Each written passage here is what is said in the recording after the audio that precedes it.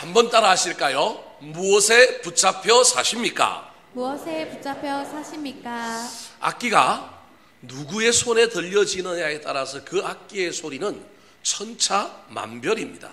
물론 좋은 악기가 좋은 소리를 내게 되어 있습니다. 하지만 훨씬 더 중요한 것은 그 악기가 누구의 손에 들려져 있느냐, 누구의 손에서 연주되느냐가 훨씬 더 중요하다고 할 수 있습니다. 사람도 마찬가지입니다. 우리 사람들의 외형적인 삶의 모습은 비슷합니다. 그러나 각 사람들이 마음에 품고 있는 생각, 가치, 그 안에 누가 있는가, 그 안에 무엇이 있느냐에 따라서 사람의 삶의 모습도 천차만별로 달라지게 되어 있습니다. 오늘 본문 말씀은 사도 바울이 유럽에 선교하러 갔을 때 첫 번째 도시요, 제일 큰 도시였던 빌립보라고 하는 도시에서 일어난 이야기입니다. 오늘 본문의 이야기 속에는 참으로 다양한 사람들이 등장합니다. 하지만 이 인물들은 한결같이 무엇인가에 붙들려 살고 있었습니다. 예수를 믿는다는 것이 무엇입니까? 지금까지 헛된 것에 붙잡혀 살던 사람들이 하나님께 붙잡힌 바 되는 것입니다. 마귀에게 붙잡혀 살아가던 사람들이 이제는 예수님께, 성령님께 붙들려 살아가는 것이 바로 예수를 믿는 신앙생활이라고 할 수 있습니다. 사순절을 지나가고 있는 이때에 여러분은 지금 누구에게 붙들려 살고 있습니까?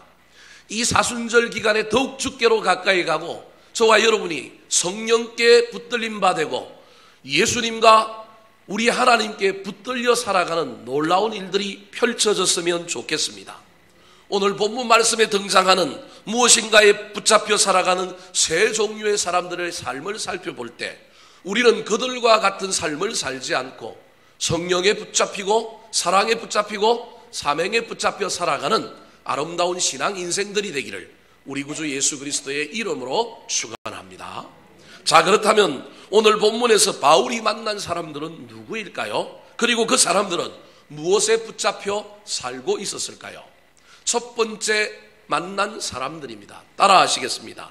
귀신에 붙잡혀 살아가는 여종. 귀신에 붙잡혀 살아가는 여종. 16절 말씀입니다. 시작. 우리가 기도하는 곳에 가다가 점치듯 귀신 들린 여종 하나를 만나니 점으로 그 주인들에게 큰 이익을 주는 자라. 처음으로 사도 바울이 빌립보에서 만났던 오늘 본문의 주인공은 여자 종이었습니다. 이 여자 종은 두 가지 속박 속에 살고 있습니다. 하나는 사람이라고 하는 주인 밑에서 종으로 살고 있습니다. 또 다른 하나는 영적으로 귀신에게 붙잡혀 귀신에게 매여 있는 삶을 살고 있습니다. 참 불쌍한 여자라고 할 수 있습니다. 사람들 보기에 점을 치고 미래를 예언하니까 그럴싸해 보이기는 하지만 사실은 이 여인은 엉뚱한 곳에 붙잡혀 살고 있는 불쌍한 여인입니다. 돈을 벌어도 그 돈이 자기에게 오는 것이 아니라 누구한테 간다고요? 주인에게 갑니다. 실컷 고생만 하고 이용만 당하고 재주는 곰이 부리고 돈은 왕서방이 챙기듯이 이 여인은 붙들려서 자유도 없이 귀신에게 사람에게 매인받아 살아가고 있습니다. 이 사람을 사도 바울이 만났는데 이 여인을 어디로 가다가 만났다고 16절에 이야기하고 있습니까? 우리가 기도하는 곳에 가다가 이 여인을 만났습니다. 이 이야기를 보면 기도하는 가는 곳에 귀신 들린 이 여정이 그 길목을 딱 막고 서서 주께로 기도하러 가는 사람들을 못 가게 만들고 있는 거예요.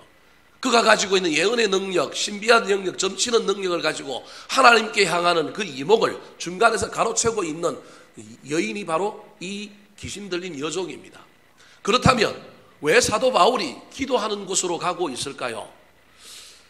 이스라엘 백성들이 흩어져서 살았습니다.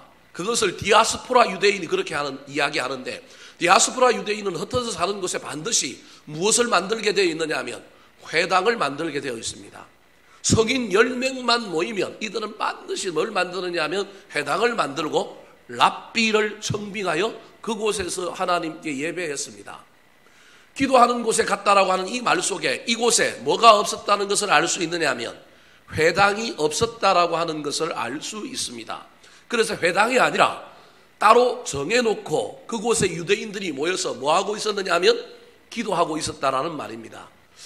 오늘 본문 앞에 보면 그곳이 어디였느냐 하면 강변이었습니다.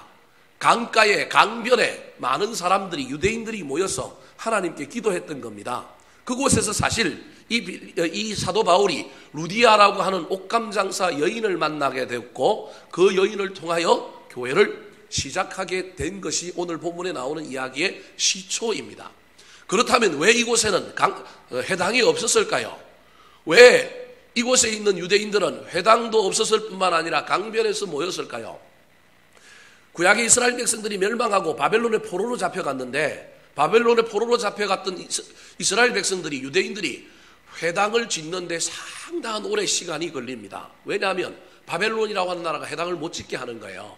그래서 그들이 그때 어디 가서 모였느냐 하면 바벨론 강변, 얼레 강가 이런 강가에 나가서 빨래를 핑계로 해서 모였는지 뭘로 핑계로 해서 모였는지는 모르겠지만 포로로 잡혀갔던 이스라엘 백성들이 강가에서 모여서 안식일에 예배를 드리고 하나님께 모이는 전통이 포로기 이후부터 신약시대까지 내려온 거예요.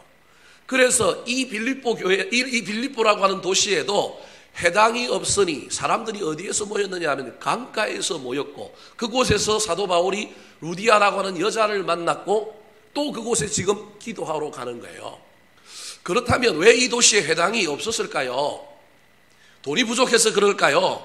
아니면 무슨 이유에서 그럴까요? 10명의 성인이 차지 못해서 못 지었을까요? 그렇지는 않았던 것 같습니다. 주된 이유가 무엇이냐 하면 이 도시가 로마의 직할 도시였다라고 하는 문제가 있습니다. 다른 도시와 달리 이 도시는 로마 황제가 직접 통치하는 도시, 그리고 이 도시에는 반드시 로마의 시민권을 가지고 있는 사람들만 살 수 있는 계획도시로 만들어진 도시가 빌립보라고 하는 도시입니다. 중국에 가면 저 홍콩 조금 위에 선전, 심천이라고 하는 도시가 있습니다. 이곳은 중국인들은 아무나 함부로 못 들어갑니다. 허가받은 사람만 들어가고 일부 홍콩에서 올라오는 또는 관광을 오는 사람들에게만 열려져 있는 도시가 선전, 심천입니다.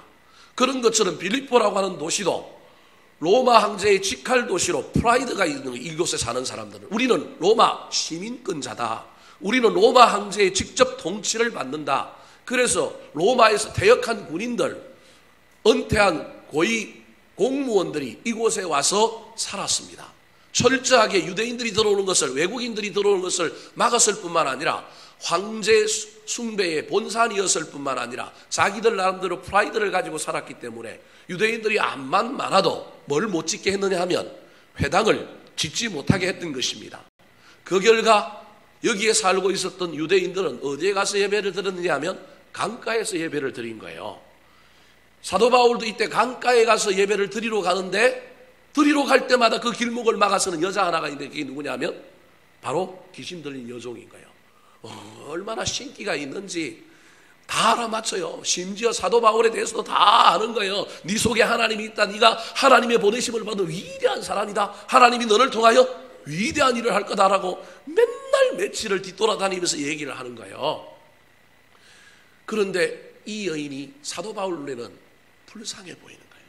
아무것도 모르는 사람들 눈에는 이 여인이 불쌍해 보이는 것이 아니라 신비해 보이고 뛰어나 보이지만 사도 바울 눈에는 저 여인이 정상적으로 살면 남자를 만나서 결혼을 할 것이고 정상적으로 살면 애를 낳고 행복할 터인데 그것도 못하고 노예가 되어서 사람들의 속박을 받고 쎄빠지게 일하고 난 다음에 돈 한 푼 없고 그리고 귀신이 그를 지배하고 있는데 이 얼마나 불쌍합니까? 그래서 이 사도 바울이 이 여인을 고쳐줍니다. 18절 말씀 같이 한번 읽어볼까요? 18절 시작. 이같이 여러 날을 하는지라 바울이 심히 괴로워하여 돌이켜 그 귀신에게 이르되 예수 그리스도의 이름으로 내가 내게 명하노니 그에게서 나오라 하니 귀신이 즉시 나오니라.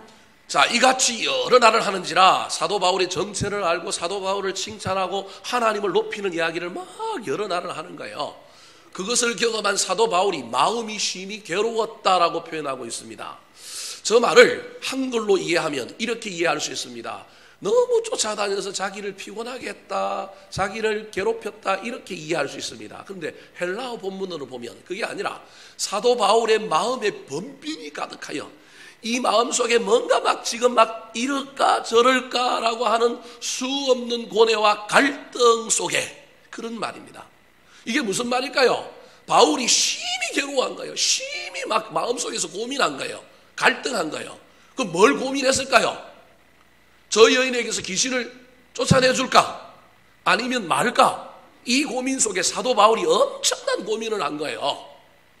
무슨 말입니까? 사도 바울이 귀신 들린 저 여인을 고쳐주면 저 여인들 뒤에 있는 주인들이 들고 일어나서 문제가 생길 거고 소요가 일어나고 자기가 복음을 전하는 이 도시에서 그 사역이 가로막힐 것이 눈에 뻔히 보이는 거예요. 그런데 그 여인의 삶을 보니 그 여인이 와갖고 막 자기의 정체를 이야기하고 자기를 칭찬하고 하나님을 높이는 데 보니까 저 여인에게 귀신 쫓아내면 귀신에게 매여있던 그 열심이 주님께로 향하면 어떻게 될 것 같아요? 너무 멋진 사람이 될 것 같은 거예요. 그 여인의 모습에서 누구의 모습을 보느냐면 자기의 모습을 보는 거예요. 내가 옛날에 열심히 충만했는데 그 열심이 누구에게 어디를 향하여 쓰였느냐 하면 믿는 자들을 핍박하고 죽이는 데 쓰였던 열심인데 그 열심의 방향을 싹 바꿔주니까 내가 지금 이렇게 멋진 선교사가 되어서 주를 위하여 이렇게 사용되는데 저 여인이 지금은 귀신에게 사로잡혀 있지만 저 여인의 저 모습을 보니 방향만 바꿔주면 고쳐주면 멋진 아름다운 하나님의 사람이 될 거라는 생각이 드는 거예요. 이 두 마음이 이 속에서 싸우는 거예요. 고쳐줄까? 영혼을 생각하면 뭐 해야 돼요? 고쳐줘야지. 그런데 자기의 사역과 자기 현재의 삶을, 현실의 문제를 보면 뭐 해야 돼요? 내비둬야지. 이 마음이 싸우는 바람에 이 마음 속에서 심히 뭐 했다고요? 괴로워했다라는 거예요. 그럼에도 불구하고 당장의 이익이 아니라 좀 불편하고 좀 손해를 보고 좀 힘든 일이 내 앞에 펼쳐진다 할지라도 나는 영혼을 택하리라, 영혼을 사랑하리라, 그 마음을 품고 이 여인에게서 귀신을 쫓아내어 주었습니다. 그 결과 오늘 본문에 보면 사도 바울은 많이 두드려 맞고 감옥에 갇히고 죄수가 되는 엄청난 고난을 당하게 됩니다. 고난을 당하였지만 사도 바울은 엉뚱한 곳에 붙잡혀 살고 있는 이 여인을 긍휼히 여기고 불쌍히 여겨서 이 여인을 고쳐 주었던 것입니다. 사랑하는 성도 여러분, 이 여인의 정도와는 차이가 있지만 오늘날에도 영적으로 수많은 사람들이 귀신에 사로잡혀 사는 사람들이 얼마나 많은지 모릅니다. 귀신에 사로잡힌 사람이 없다고요? 예수를 믿어도 귀신에 사로잡힌 사람들이 간혹 있어요. 아들 결혼을 시키는데 어디 가서 뭘 해요? 미아리에 가서 점을 보는 거예요. 이사를 하는데도 날짜를 어떻게 해요? 받는 거예요. 이게 누구에게 사로잡혀 있는 거예요? 예수를 믿음에도 불구하고 귀신에 사로잡혀서 길이를 택하고 좋은 날을 택하고 부적을 쓰고 뭘 하면 뭐가 막 끄림칙하다 그러고 뭐 하면 어떻게 될 것 같다 그러고, 여러분 정도의 차이가 있지만 이게 귀신에게 사로잡혀 있는 거예요.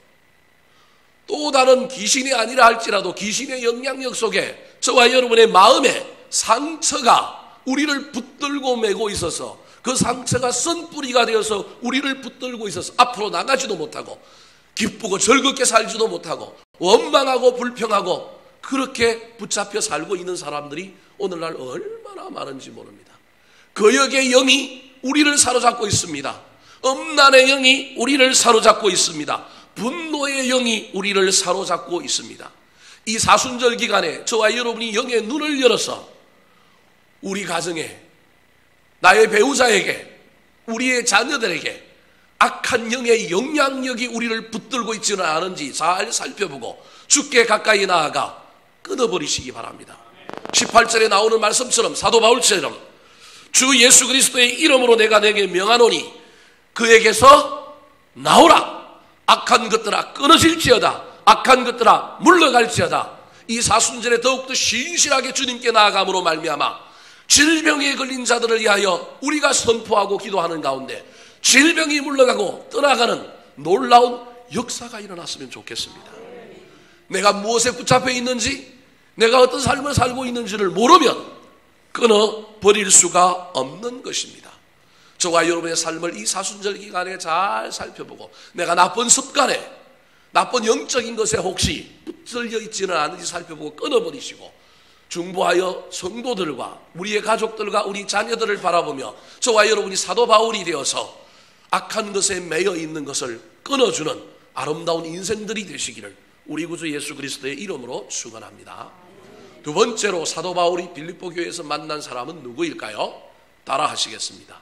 물질에 붙잡혀 살아가는 종의 주인들. 물질에 붙잡혀 살아가는 종의 주인들. 자, 19절 말씀 같이 한번 읽어볼까요? 시작. 여종의 주인들은 자기 수익에 소망이 끊어질 것을 보고 바울과 실라를 붙잡아 장터로 관리들에게 끌어갔다가 이 여종을 소유하고 있던 사람들을 두 번째 사도 바울이 만나게 됩니다. 그런데 이들은 무력을 행사하고 사도 바울에게 곤욕을 치르게 만들고 감옥에 갇히게 한 장본인입니다.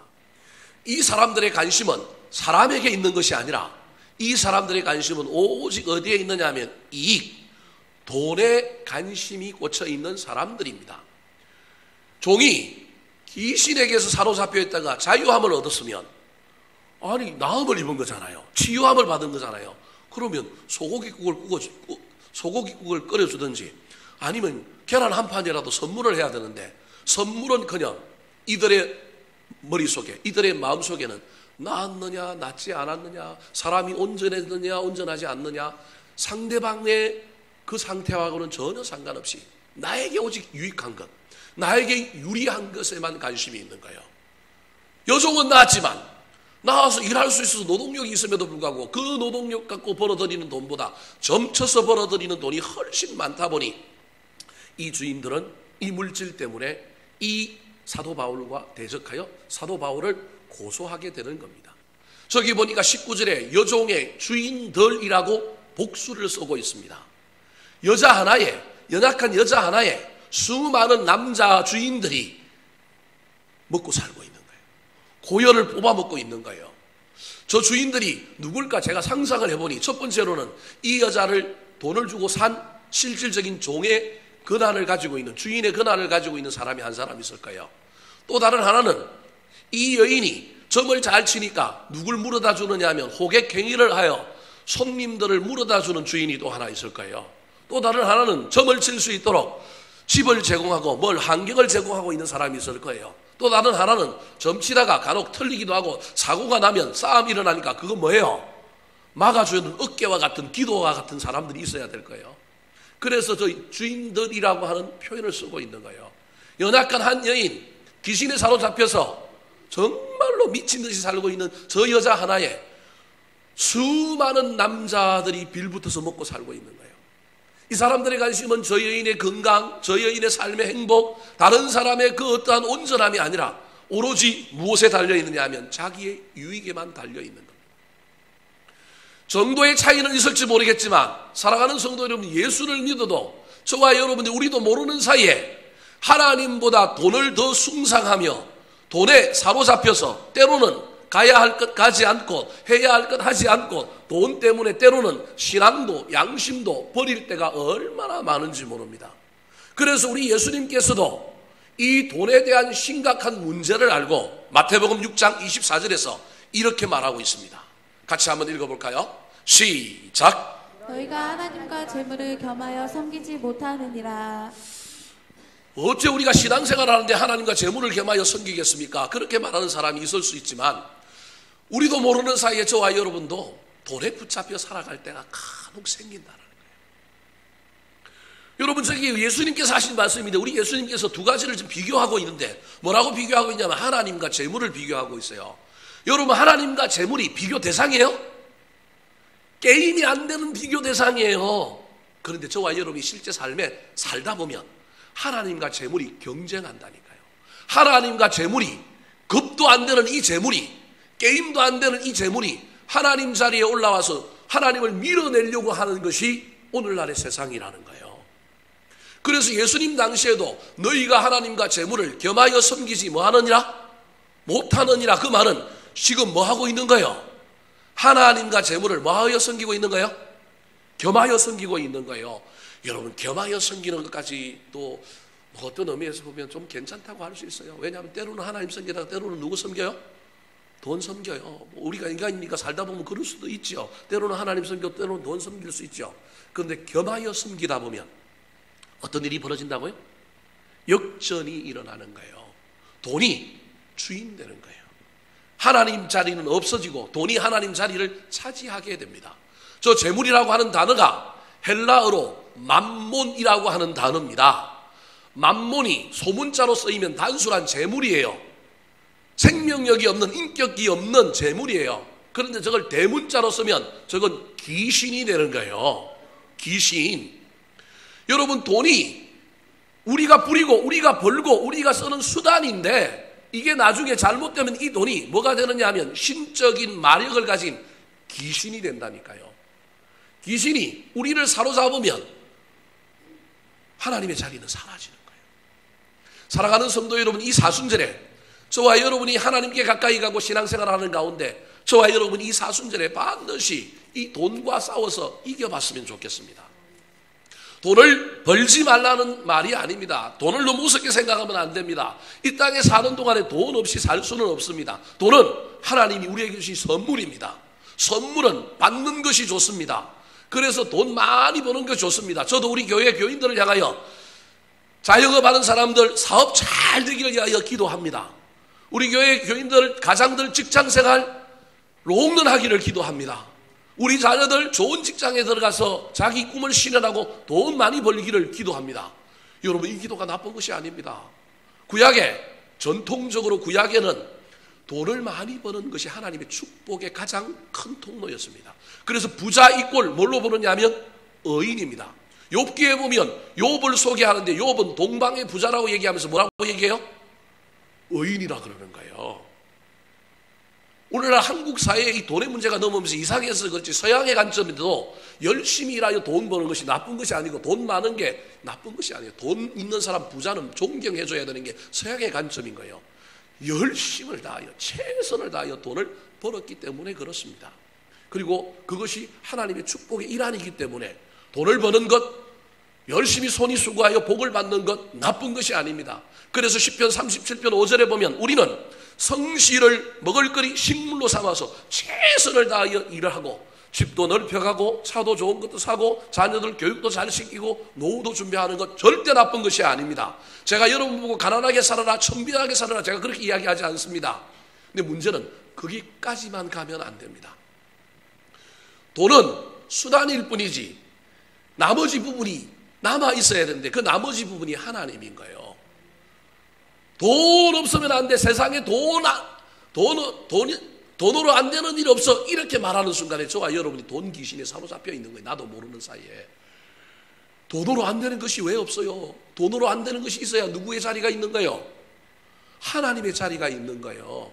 그래서 우리가 돈을 열심히 벌고 돈을 소득해야 되지만 그 돈에 인격을 불어넣어야 합니다. 그 돈을 가지고 아름답게 써야 합니다. 귀하게 써야 합니다. 그리고 때로는 돈이 좀 없더라도 돈의 주인이 하나님을 믿기 때문에 우리는 또 최선을 다해 섬기며 달려가는 동안에 하나님의 도우심을 구하며 살아가야 하는 겁니다. 돈은 인격이 없습니다. 인격이 없기 때문에 돈이 우리를 지배하게 되면 우리가 비인격적인 존재가 된다는 사실을 기억하시기 바랍니다. 그래서 예수 믿으면서 여러분 오늘 돈 이야기 하니까 여러분 눈들이 벌써 이상해졌어요. 예수 믿으면서 저와 여러분이 반드시 싸우고 해결해야 될 문제가 있는데 그게 돈 문제예요. 신앙의 문제는 돈 문제라고 하는 사실을 잊어버리면 안 됩니다. 왜 그럴까요? 사도 바울이 로마서에서 나는 날마다 죽는다 그랬습니다. 날마다 죽는다. 싸워야 할 대상이 있다라는 거예요. 그럼 사도 바울이 그 싸워서 날마다 자기를 죽이고 이긴 게 있는데 그 날마다 죽였던, 날마다 싸워서 이기고 죽였던 것이 뭐냐? 제가 보기엔 사도 바울을 목회자니까 제 경험으로 그 사도 바울이 싸워서 이기고 날마다 죽인 것이 많이 있지만 그 중에 대표적인 것이 뭐냐 하면 저는 욕망인 거예요. 특별히 어떤 욕망이냐 하면 인정받으려고 하는 욕망, 높임받으려고 하는 욕망, 자기 일을 드러내고자 하는 욕망. 목사가 되어도 이 욕망과 싸워야 되는 거예요.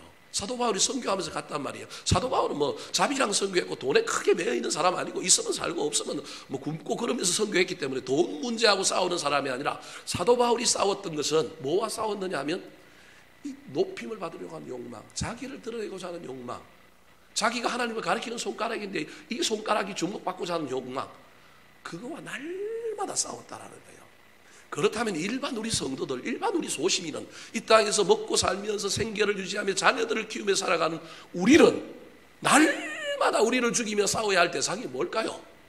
저는 그 돈이라는 거예요. 벌지 말라는 얘기가 아니라 번 돈을 어떻게 사용할 것인가, 이 번 돈을 어떻게 쓸 것인가. 여러분, 교회 안에 그래서 헌금이라고 하는 제도가 있습니다. 왜 이 헌금이라고 하는 제도가 있을까요?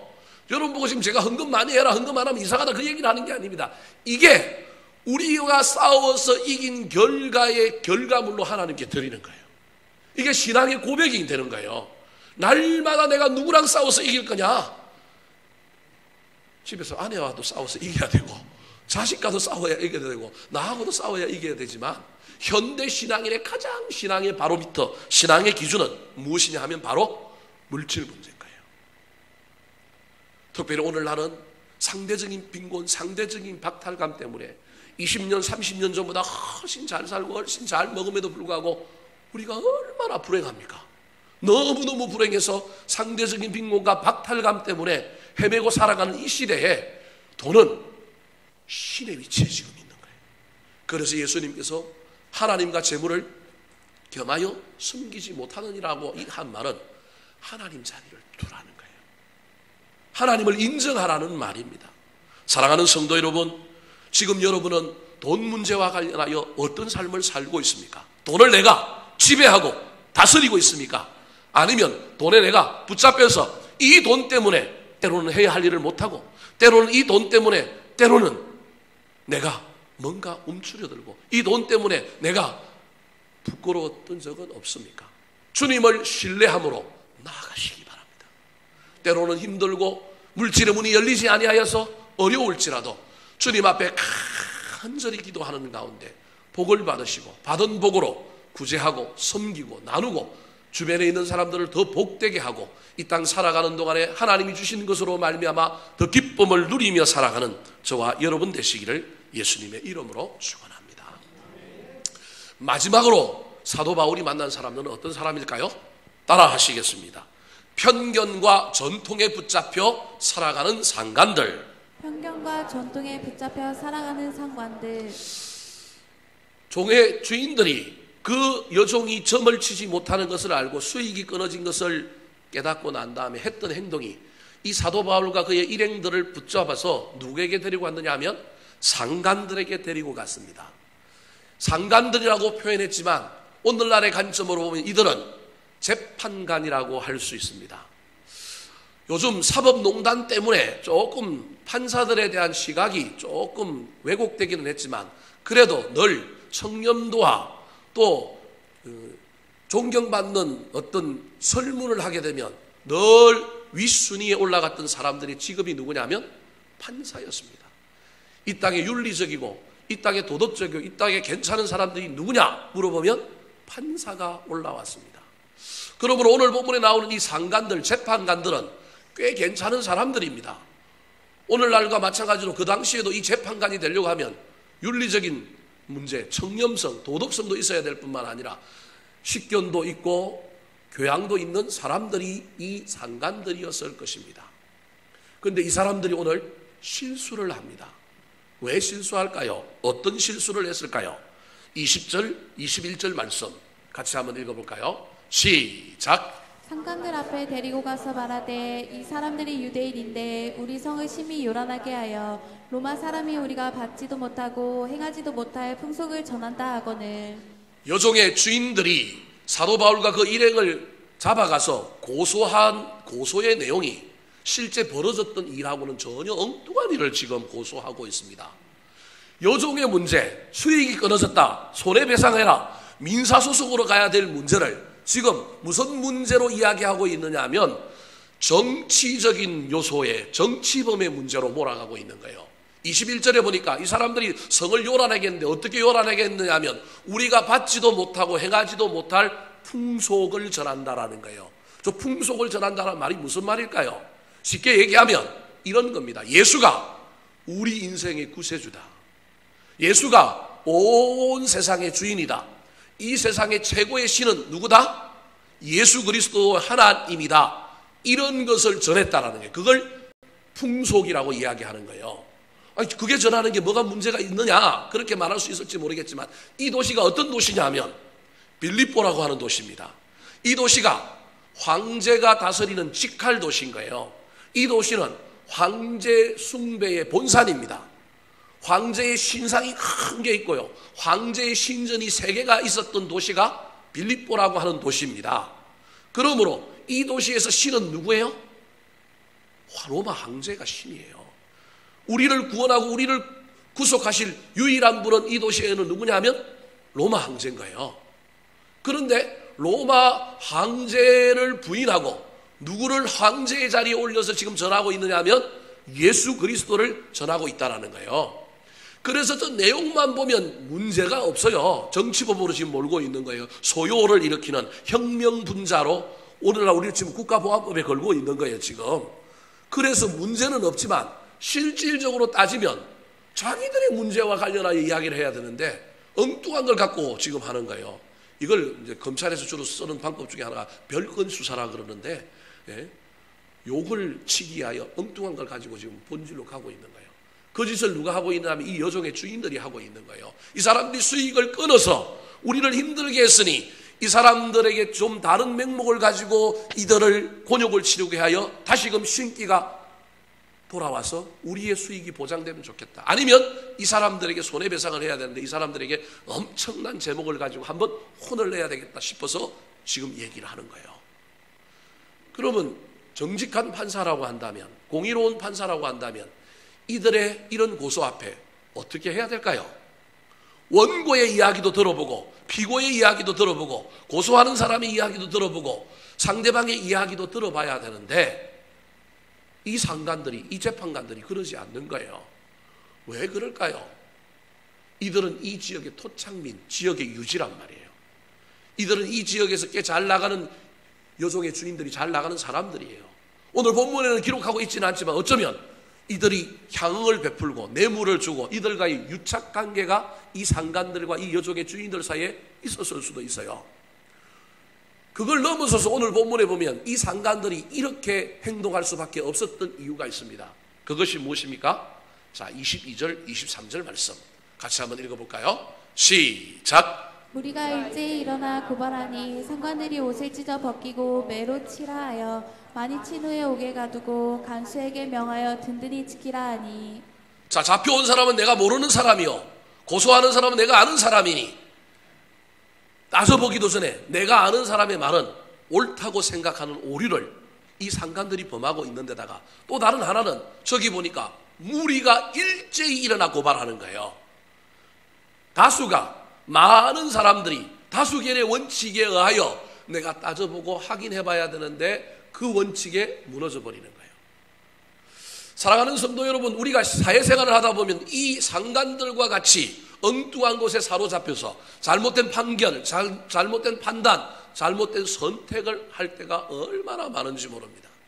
전통, 익숙함, 편견, 그 다음에 많은 사람들이 하는 다수결, 이런 여러 가지에 우리가 사로잡혀 있다 보면 남이 하는 얘기를 잘 따져보기도 전에 그 말에 휘둘리게 되는 겁니다. 상대방의 이야기도 들어봐야 되는데 나랑 가장 친한 사람이 상대방에 대하여 이야기하고 험담하면 그 험담을 확인해보기도 전에 우리는 진실로 받아들이는 겁니다. 그래서 이 상관들은 묻지도 따지지도 않고 옷을 찢어라, 매를 때려라, 그리고 옥에 뭐라고요? 가두라고 한 것입니다. 오늘 본문 이후에 보니까 그래서 옥터가 흔들리고 바울과 실라가 이 감옥에 갇혀서 새벽에 깨가지고 기도하는 가운데 놀라운 일들이 벌어집니다. 그 소요 사태 이후에 이들을 이 감옥에 가뒀던 천부장 하나가 이 사도 바울에게 찾아와서 막 이야기를 하는 가운데 사도 바울이 항의합니다. 내가 로마 시민권자인데 왜 나를 옥에 가두었느냐? 이 말은 로마 시민권자는 특권이 있는데 황제에게 재판을 받기 전에는 인신구속을 하거나 형벌을 줄 수가 없는 거예요. 유일하게 로마 시민권자에게 벌을 줄 수 있는 사람은 누구밖에 없어요? 로마 황제밖에 없는 거예요. 근데 로마 시민권자라고 사도 바울이 이 군인 천부장에게 이야기하니까 천부장이 깜짝 놀란 거예요. 아니, 로마 시민은 이렇게 대하면 안 되는데, 자기들이 로마 시민이 가지고 있는 특권을 가지고 있는 도시에 살고 있는데 갑자기 이방인이요? 아무것도 모르는 사람이라고 막 편견을 가지고 처리했던 이 사람이 로마 시민권자라고 얘기하니 깜짝 놀란 거예요. 그래서 천부장이 이 바울에게 뭐라고 얘기하냐면, 나는 돈을 주고 이 시민권을 뭐 했다고요? 샀는데 너는 어떻게 이 시민권을 가졌느냐? 그러니 뭐라고 얘기해요? 나는 나면서부터 로마 시민권자다, 그렇게 얘기하는 거예요.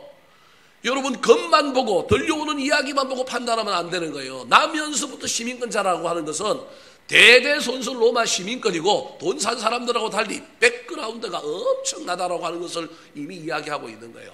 그때 천부장이 깜짝 놀래갖고 사과하고요, 그 재판관들에게 뛰어가가지고 재판관들에게 당신도 실수했다, 빨리 바르게 해라. 그리고 이 사도 바울을 나중에 놓아줍니다.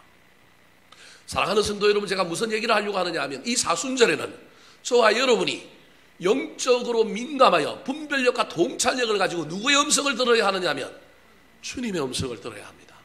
모든 판단의 근거, 모든 선택의 결정에 있어서 저와 여러분은 사람 소리가 아니라, 내가 그동안 경험했던 익숙함이 아니라, 내가 알고 있는 그 모든 지식이 아니라, 저와 여러분은 문을 열고 마음을 열고 하나님의 음성에 귀를 기울여야 합니다. 전통에 매여 있어서, 익숙함에 매여 있어서, 다른 사람들과의 관계에 선입견에 매여 있어서 오늘 본문에 나오는 상관들처럼 살면, 엉뚱한 곳에 붙잡혀 있으면 실수하고 실패합니다. 사도 바울이 사람이 좋아서 그냥 넘어갔기 때문이지, 만약에 이걸 오늘날로 치면 손해배상을 걸고 오늘날 치면 사도 바울이 재판을 청구하면 이 재판관들은 제가 보기엔 큰 문제가 생기게 되어 있습니다. 단순한 실수로 끝나는 것이 아니라 엄청난 비극으로 지나가게 될 것입니다. 지금 저와 여러분은 무엇에 사로잡혀 있습니까? 혹시 독선과 아집과 내 고집과 내 생각에 사로잡혀 있지는 않습니까? 귀를 열고 마음을 열어서 상대방의 이야기를 들으시고 상대방의 관점을 이해했으면 좋겠습니다. 부모들이 자녀들을 대할 때, 우리도 어린 시절을 다 경험했기 때문에 우리가 어린 시절 다 한다고 자녀들에게 미주알 고주알 코치하고 막 이야기하는데, 시대가 변해갖고 다르잖아요. 그런데 우리가 그거 다 지나왔다고 우리가 편견과 우리가 독선으로 우리의 자녀들을 우리 마음대로 대할 때가 얼마나 많은지 모릅니다. 사순절에 우리 예수님 닮아서 저와 여러분이 소통했으면 좋겠습니다. 이해하려고 애를 썼으면 좋겠습니다. 독단과 독선으로부터 벗어나서 좀 더 열리고 소통하며 살았으면 좋겠습니다. 악한 영에게도 매이지 말고, 저와 여러분이 돈이라고 하는 물질에도 매이지 말고, 내가 가지고 있는 익숙함과 그동안에 내가 가지고 있었던 여러 전통들에게도 매이지 말고, 우리 그리스도인들은 이 사순절에 주님께 매였으면 좋겠습니다. 특별히 오늘 본문에 나오는 사도 바울이 이 빌립보 교회에 오기 전까지 그가 터키에서 터키 북부 지역으로 선교를 하려고 했는데 예수의 영이 막았습니다. 환상 중에 드로아에서 유럽으로 건너오라고 하는 한 사람의 소리 때문에 원하지도 않는 길을 걸어갔습니다. 사도 바울은 자기 생각에 매여 살았던 사람이 아니라, 자기의 익숙함에 매여 살았던 사람이 아니라 성령에 붙잡혀 살았습니다. 그래서 원치 아니하였던 유럽으로 순종하며 갔습니다. 그는 여인을 고쳐주면, 이 여종에게서 귀신을 쫓아내주면 어떤 일이 벌어질 것인지를 알았지만 이 여인이 너무도 불쌍하여 그 영혼을 사랑했기 때문에 사랑에 붙잡혀 살았습니다. 손해볼 줄 알면서도, 무엇인가 일어날 줄 알면서도 그는 성령에 붙잡혀서 자기의 가던 길을 돌이켜서 유럽으로 왔을 뿐만 아니라 이 유럽의 첫 성이었던 빌립보 성에서 이 여종을 사랑하여 사랑에 붙잡혀 손해가 다가오는 것을 알면서도 이 여인을 고쳐 주었습니다. 뿐만 아니라 그렇게 해서 감옥에 갇혔고, 감옥에서 나왔으면, 저와 여러분 같았으면, 여러분은 잘 모르겠지만 저 같으면 더 이상 빌립보에 머무를까요? 안 머무를까요? 떠나갔을 것입니다. 그런데 그는 끝까지 빌립보에 남아서 그 빌립보 교회를 세우는 사명, 이곳에 나를 보내신 하나님의 사명을 붙들고 살았던 사람입니다. 성령에 붙잡혔고 사명에 붙잡혔고 사랑에 붙잡혀 살았던 사람이 바로 사도 바울이었던 것입니다. 엉뚱한 곳에 붙들려 살지 말고 이 사순절 기간에 저와 여러분도 성령의 사랑의 사명의 비전의 꿈에 붙들려 살아가는 아름다운 신앙인들 다 되시기를 우리 구주 예수 그리스도의 이름으로 축원합니다. 한번 따라 하실까요? 무엇에 붙잡혀 사십니까? 무엇에 붙잡혀 사십니까? 귀신에 붙잡혀 살아가는 여종, 귀신에 붙잡혀 살아가는 여종, 물질에 붙잡혀 살아가는 종의 주인들, 물질에 붙잡혀 살아가는 종의 주인들, 편견과 전통에 붙잡혀 살아가는 상관들, 편견과 전통에 붙잡혀 살아가는 상관들,